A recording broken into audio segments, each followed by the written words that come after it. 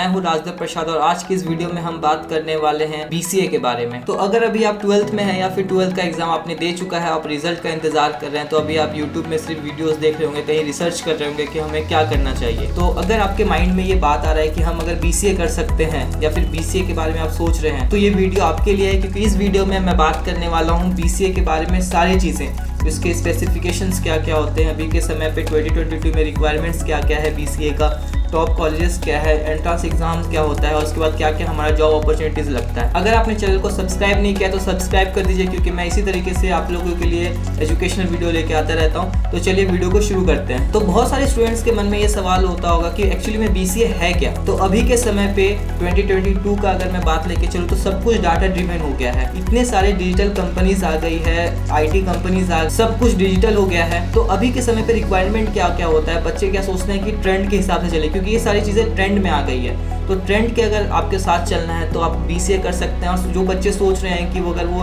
Computer language पे अपना career को आगे लेके जा सकते हैं या फिर IT इंडस्ट्री में अपने करियर को आगे लेके जा सकते हैं, तो आप बीसीए कर सकते हैं। और बीसीए एक अंडर ग्रेजुएट कोर्स है जो कि 3 साल का होता है। अगर हम बीसीए स्पेशलाइजेशन की बात करें तो हम क्या क्या स्पेशलाइजेशन है बीसीए में जो हम कोर्स को लेकर हम पढ़ सकते हैं, तो पहला आपका आता है computer graphics, internet graph, accounting application आता है, एनिमेशन आता है, म्यूजिक एंड वीडियो प्रोसेसिंग आता है, पर्सनल इंफॉर्मेशन मैनेजमेंट आता है, प्रोग्रामिंग लैंग्वेजेस आते हैं, उसमें डाटाबेस मैनेजमेंट आता है, सिस्टम एनालिसिस आता है और साथ ही साथ आपका वर्ड प्रोसेसिंग आता है। तो ये कुछ पॉपुलर स्पेशलाइजेशन है बीसीए के अंदर। अब लोगों का एक बहुत बड़ा सवाल रहता है कि अगर हम बीसीए कर रहे हैं तो उसके बाद हम क्या कर सकते हैं, व्हाट नेक्स्ट, बीसीए के बाद हम क्या कर सकते हैं। तो आप बीसीए के बाद कुछ हायर स्टडीज में जा सकते हैं, जैसे कि आप उसी में मास्टर्स कर सकते हैं एमसीए, और उसके बाद अगर आपके पास एक और ऑप्शन रहता है वो होता है आपका एमबीए, आप एमबीए भी कर सकते हैं। अच्छा, ये ऑप्शन कब आता है, जब आप बीसीए कर रहे हैं उसमें आपको 2 तरीके के कोर्सेज मिलते हैं, क्योंकि एक मैनेजमेंट कोर्स भी होता है और आपका IT कोर्स भी होता है, दोनों चीज़ आपको साथ में लेके पढ़ाया जाता है। तो अगर आप उसके 3 साल के अपने अंडर ग्रेजुएट कोर्स में आपको लग रहा है कि आप मैनेजमेंट फील्ड में बेटर कर सकते हैं, उसके बाद आप एमबीए कर सकते हैं। और आपको लगता है कि नहीं, आप प्रोग्रामिंग में बहुत अच्छा कर रहे हैं, IT सेक्टर में आप बहुत अच्छा जा सकते हैं, तो आप एमसीए में जा सकते हैं। अब हम बात करते हैं जॉब अपॉर्चुनिटीज की। अगर आप बीसीए कंप्लीट करते हैं तो आपको कुछ टॉप प्राइवेट कंपनीज जो होती है वो आपको वहाँ से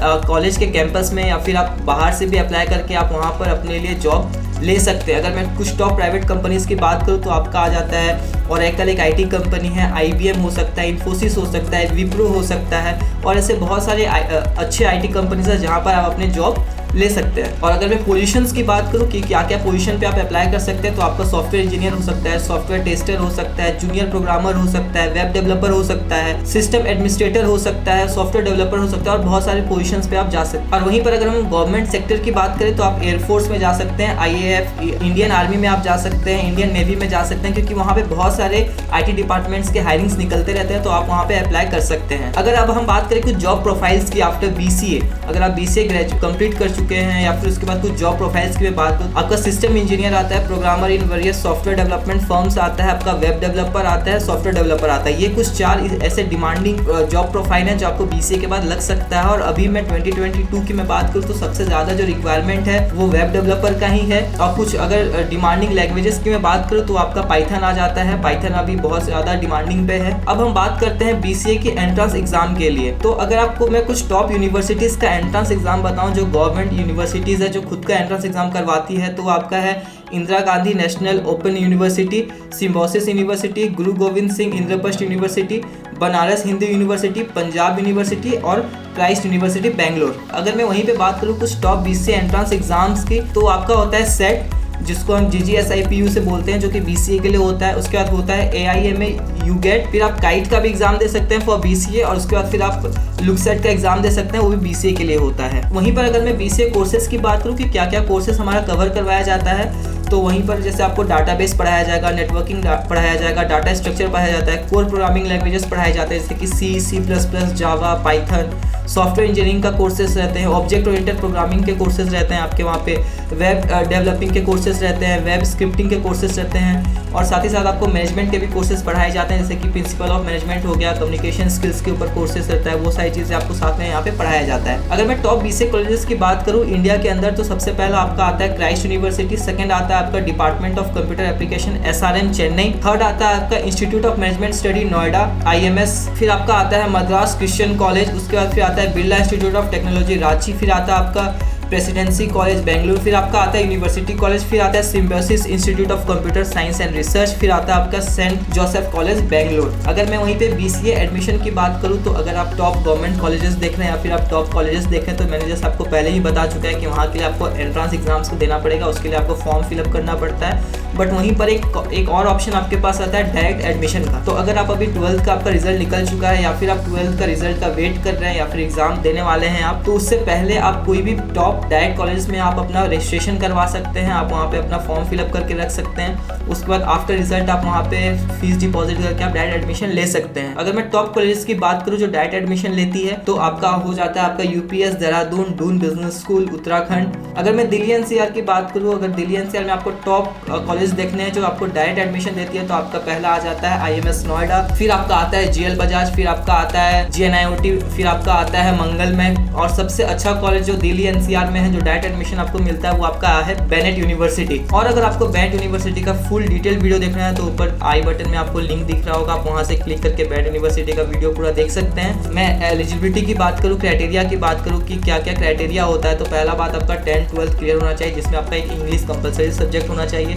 और साथ ही साथ आपको कुछ ऐसे कॉलेजेस हैं जो कि मैथ्स को कंपलसरी सब्जेक्ट लेकर चलते हैं, बट कुछ ऐसे भी कॉलेज होते हैं जो कि नॉन मैथ्स वाले को भी एडमिशन दे देते हैं जो कि डायरेक्ट एडमिशन लेते हैं। अब मैं बात करता हूँ BCA फीस की। तो अगर BCA का मैं फीस का बात करूँ तो वो अप्रॉक्स आपका पर ईयर का अगर मैं बात करूँ तो 70,000 to 2 लाख तक का आपका पर ईयर का हो जाता है। और अगर मैं टोटल फीस की बात करूँ तो आप 2 लाख to 8 लाख रुपीज में आप BCA करके आप निकल सकते हैं। अगर साथ ही साथ मैं अगर आपको पर्सनली गाइड करूँ कि आपको कैसे कॉलेजेस कैसा फीस स्ट्रक्चर देखना चाहिए अपने लिए, तो जैसे कि आप सोच रहे हैं कि आप BCA करने के बाद आप MCA भी करेंगे, MBA भी करेंगे, तो आप BCA एक नॉर्मल कॉलेज से भी कर सकते जिसका फीस एवरेज हो। आई मीन टू से कि आप 70,000 पर ईयर आप BCA पे इन्वेस्ट कर सकते हैं, मतलब कि आप ऑलमोस्ट 2.5 लाख में अपना BCA कंप्लीट कर सकते हैं। क्योंकि अगर उसके बाद आपको MCA करना है तो आप वहाँ पे अच्छे कॉलेज देख सकते हैं, जैसे कि आपका UPS देहरादून आपका हो जाता है, उसके बाद फिर आपका बेनेट यूनिवर्सिटी हो जाता है, कुछ ऐसे कॉलेज में आप MCA भी आगे कर सकते हैं। तो ये था full information about BCA course, job opportunities, fees structure, हमारे पास टॉप गवर्नमेंट कॉलेज और प्राइवेट कॉलेजेस हमारे पास क्या क्या है। तो अगर आपको वीडियो अच्छा लगा होगा तो आप लाइक करिए, चैनल को सब्सक्राइब करिए और अपने दोस्तों के साथ वीडियो को शेयर करिए और डिस्कस करिए कि हमें कौन से कॉलेज में एडमिशन लेना चाहिए या फिर BCA आपके लिए कैसा है। और साथ ही साथ अगर आपको किसी भी कोर्स के रिगार्डिंग या किसी भी कॉलेज के रिगार्डिंग कोई भी क्वेरी हो तो आप डिस्क्रिप्शन पे दिए गए नंबर पे आप हमें कांटेक्ट कर सकते हैं। हम कोशिश करेंगे कि हम आपसे जल्द से जल्द कांटेक्ट करें और जितना हो सके उतना ज़्यादा हम आपको हेल्प करें। तो आज के लिए इतना ही, पढ़ते रहिए, आगे बढ़ते रहिए। Thank you.